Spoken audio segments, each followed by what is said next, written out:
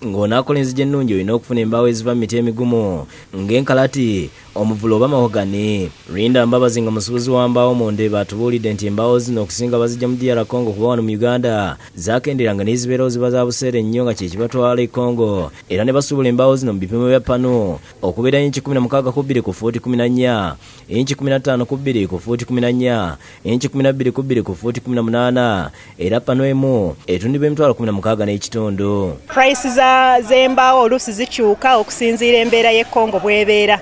Olwo ne dola bw'erinnya nga n'embaawo zirinnya.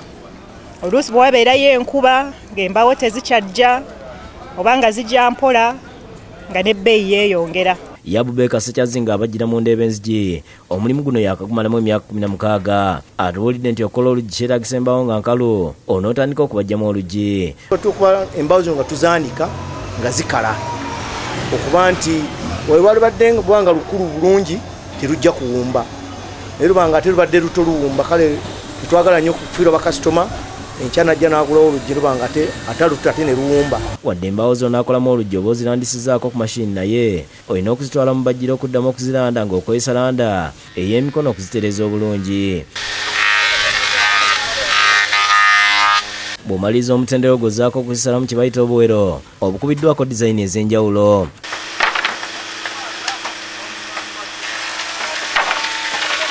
Sekyaza ayongerako nti bw'aba akoze olugi alutunda okuva ku mitwalo 8 okutuuka ku mitwalo 35, n'oluusi ezisingawo nga kino kiva ku bugumu bwa muti bw'aba akwesizza, era buli lugi lwakoze alufunako emitwalo 2 n'ekitundu oba 3, era olunaku asobola okutunda enzigi 4 n'okusingawo.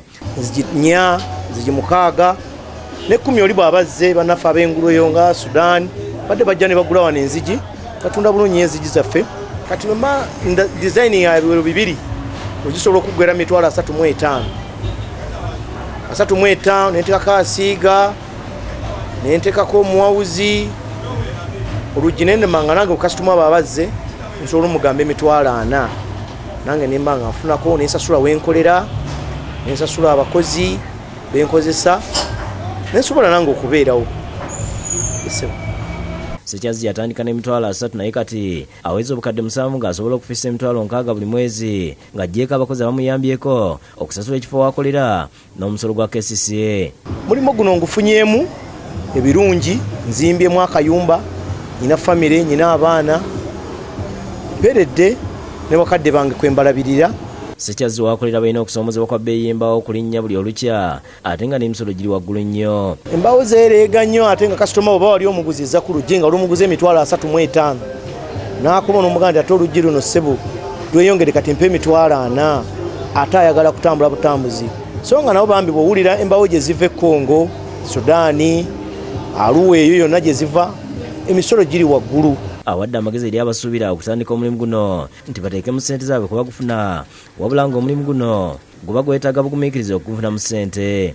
Bese ojja kuba eri ojja okugula buguzi kyangenda kubajja kyetaaga n'ojja n'osooka n'obeeramu ebbanga tumazeemu ddene n'omanya lino oluggi luno n'omuti guno ogukola kino kikola kino na kino kikola kino n'ofuna ekintu ekituufu. Yes, Nkuba Ibrahim nga musizi wa nzigi mu kifo kino atubuulidde kye bakozesa mu kusiiga. First of all tukozesa oluwawu netumala netukozesa sanding sila okubeera nga tusobola okuba nga tunyiriza oba nga tuteekako kasimusi nga naawe kenyiribwa ojja ku luggi lw'oba ogenda oguloba omwangu olukwatako notasobola kusangako kasala.